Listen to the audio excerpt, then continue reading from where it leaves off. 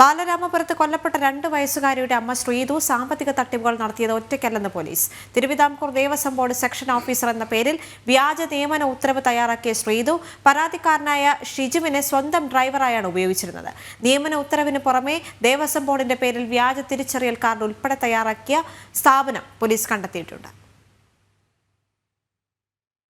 2 വയസ്സുകാരിയുടെ കൊലപാതകത്തിന് കാരണം എന്താണെന്നറിയാതെ പോലീസ് വട്ടം കറങ്ങുമ്പോഴാണ് അമ്മ ശ്രീതുവിനെതിരെ സാമ്പത്തിക തട്ടിപ്പ് പരാതികളുമായി നാട്ടുകാർ രംഗത്ത് വന്നത്. ഇതിൽ നെയ്യാറ്റിൻകര സ്വദേശി ഷിജുവിന്റെ പരാതിയിലാണ് ഇന്നലെ വൈകിട്ട് ശ്രീതുവിനെ അറസ്റ്റ് ചെയ്തത്. തിരുവിതാംകൂർ ദേവസ്വം ബോർഡിൽ ഡ്രൈവർ നിയമനം വാഗ്ദാനം ചെയ്ത് 10 ലക്ഷം രൂപ തട്ടിച്ചുവെന്നാണ് പരാതി. ദേവസ്വം ബോർഡിലെ സെക്ഷൻ ഓഫീസർ എന്നാണ് ശ്രീതു പരിചയപ്പെടുത്തിയത്.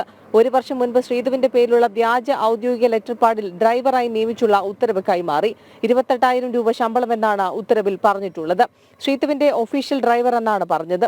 ഒരിക്കലും ഷിജുവിനെ ദേവസ്വം ഓഫീസിൽ കയറ്റിയിരുന്നില്ല. ആവശ്യം വരുമ്പോൾ ദേവസ്വം ബോർഡ് ഓഫീസിന് മുന്നിൽ കാറുമായി എത്താനായിരുന്നു നിർദ്ദേശം. അവിടെ വെച്ച് ശ്രീതു കാറിൽ കയറും. തുടക്കത്തിൽ ശമ്പളം കൃത്യമായി തന്നു. പിന്നീട് കുടിശ്ശിക വന്നു. പരാതിപ്പെട്ടപ്പോൾ 1 ലക്ഷം രൂപ ഒരുമിച്ച് നൽകി. കുഞ്ഞ് മരിച്ചതുമായി ബന്ധപ്പെട്ട മാധ്യമ വാർത്തകൾ കണ്ടപ്പോഴാണ് തട്ടിപ്പിനിരയായെന്ന് മനസ്സിലായതെന്നാണ് ഷിജുവിന്റെ മൊഴി. വ്യാജ നിയമന ഉത്തരവ് തയ്യാറാക്കിയ സ്ഥാപനം പോലീസ് കണ്ടെത്തിയിട്ടുണ്ട്. തട്ടിപ്പിന് സഹായിച്ചവരുടെ വിവരങ്ങൾ ശ്രീതു പോലീസിന് കൈമാറി. പ്രാഥമിക അന്വേഷണം നടത്തിയ ശേഷം പോലീസ് സഹായികളെ ചോദ്യം ചെയ്യും. 10 പേര് ശ്രീതുവിനെതിരെ പരാതിയുമായി പോലീസിനെ ബന്ധപ്പെട്ടിട്ടുണ്ട്. ഇതിനിടെ കുഞ്ഞിന്റെ കൊലയ്ക്ക് കാരണം എന്താണെന്ന കാര്യത്തിൽ പോലീസിന് വ്യക്തത വന്നിട്ടില്ല.